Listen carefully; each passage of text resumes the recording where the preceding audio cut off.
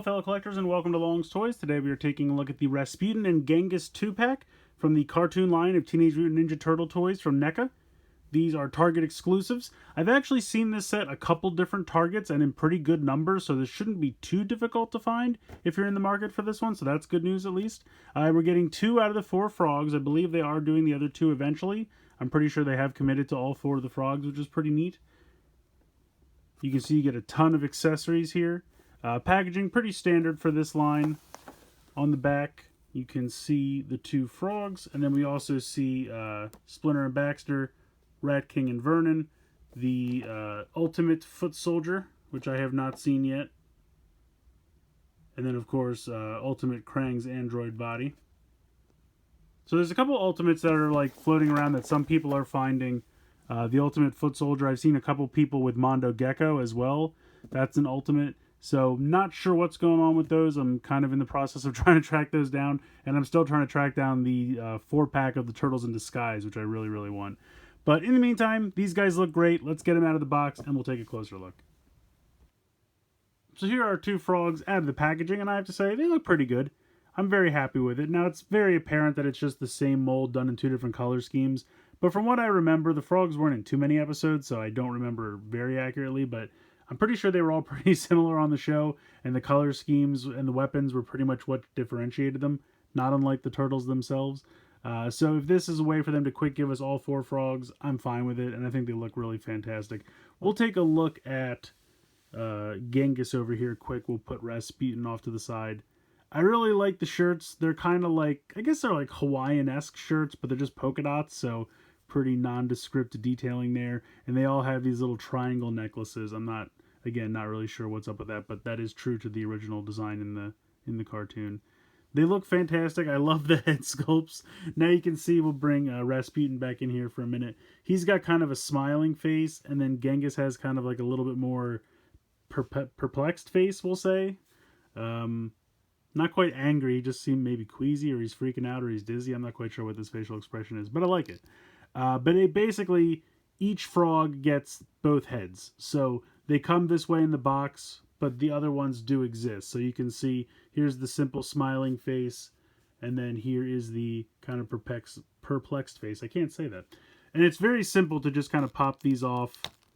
You can see it's just a giant ball joint. It's kind of a barbell there, so you have the ball joint on each end. You get a nice range of motion there. And if you want to swap them out, you can. I'm going to leave them how they came in the box because I like it. But you get a nice range of motion. You can look down, look up, tilt side to side. Now, they don't really have like true turning side to side because of the way it is. They kind of roll to the side like that. A little bit of tilt as well. So pretty nice range of motion there. For the shoulders, you have a hinge and a swivel. Now, this is the thing. So there is a bicep swivel where the arm is underneath the t-shirt sleeve. Right one works great.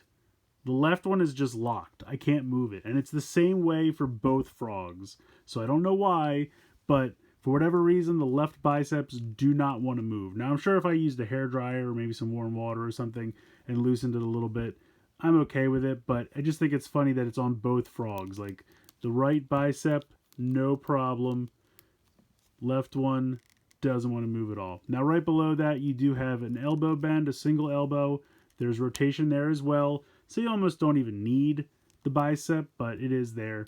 And then you have a rotation and hinge in the wrist as well. And they do have some alternate hands. We'll get to that in a moment. You have kind of a, I guess it's a ball joint there in the torso. You can see how it kind of moves a little bit side to side. And then there is a waist swivel as well. Now, Rasputin's waist didn't want to move at all for me earlier. I don't know if that's changed or not. Let me see if we can take a look over here. I had no problem with his abdomen crunch, but the waist swivel didn't want to move at all. So again, is it moving a little bit now? No, it always just moves the upper piece of the torso. So again, not really sure what that's about. Again, I'm sure if I tried the hair dryer or something, I could get that to move, but most of the joints right out of the box were pretty good. The elbows and the knees were difficult. They always are with NECA figures, but just move them around a little bit. Once you can kind of get them to move that first time, there's usually no problem, but That left bicep and his waist swivel didn't want to happen. So sometimes I get to the point where I don't want to force it too much because I really don't want to break it. But nice range of motion here in the hips. Rasputins are good. Genghis's are almost too loose. Not terrible, but you know, he can start to do the splits after a while. I think he'll be fine standing, but just be careful how you position him. But that should be fine. Now again, there's a swivel here where the leg meets the short, and that's fine on both. I got that one to move on both. And then you have the double jointed knees. These are a little tight, but I can get them. There we go. So good range of motion there on the knees. And then, of course, you have the hinge and rock in the ankles. So really nice range of motion. Like I said, good articulation on these. They look fantastic. Really like the detailing. I really like the head sculpts. And I think the weapons are pretty cool too. So he has a simple axe, but it looks good. I like that. We'll get him to stand over here, and then we'll bring Rasputin back in. Now, something I did notice, on the packaging, they have the quiver going the other way. Just want to make sure I'm bringing this in. So you can see how they have it over his right shoulder. And I think it's that way back here with the toy as well, you can see. But if you look at the bow, the notch for the arrow is on the left side. So that would mean he'd have to be left-handed because you hold the bow in your non-dominant hand. And you use your dominant arm to pull and fire the arrows. And you'd have to put the arrows on the notch. So I'm assuming he's actually left-handed, or they just messed up and put the notch on the wrong side. But in any case, he does come with some cool arrows. So you have this one here that has kind of like a little eye on it, and it's kind of like an explosive arrow. And the cool thing is they do have little notches, so you can actually put these on the string. Let me see if I can get this to actually work. It'd probably be easier if I just actually took it out of his hand. So let's just go ahead as I spill all the other arrows on the ground. So, all right. If we take a look. Now, I guess technically, no, I was going to say it has to be like this. I was thinking maybe I had it upside down, but you can see if I zoom in here that there is, a flat area and then it rises up. So you'd think that the arrows would rest on that. So if I we also get 3 normal arrows. So if I bring these in and I actually notch them, there we go. And then they would rest on that, and then you could pull them forward, and they probably would actually fire. Yeah, I didn't want to pull it back too far because I'm trying not to lose these, but I mean, this is pretty tight. I think it would actually fire the arrows, which is pretty cool. So I like that. And it's a good looking bow. Simple, but I like the detailing on it. And then, like I said, you get 3 regular arrows and then the 1 kind of big explosive arrow. And the cool thing is they do all fit. What I tend to do is put the 3 normal ones in first. And it's kind of funny if you look at this. The explosive one is shorter than the others. But I think that's because they wanted these all to rest in the quiver. And then when you put this one in last, because it's kind of limited space, it won't fall all the way down, but it makes them look all the same length in the quiver. So it's actually pretty smart. Because it has the arrowhead that's much bigger, they decided to make it a little shorter so that because they knew it couldn't go all the way down in the quiver and they didn't want one sticking out. So pretty nicely engineered on that. I'm actually really impressed with that. Now he does have some different hands. So did Genghis. We'll get to that in a minute. But you can see here, this is kind of a tighter closed hand, which is the 2 that he comes. They all come with 4 kind of somewhat closed hands in the packaging. Then they give you these larger hands to hold the bow. So I really appreciate that because I was looking at this and I'm thinking, how in the heck am I going to get this bow in that hand? But he actually does come with some looser gripped hands because the bow is fairly thick.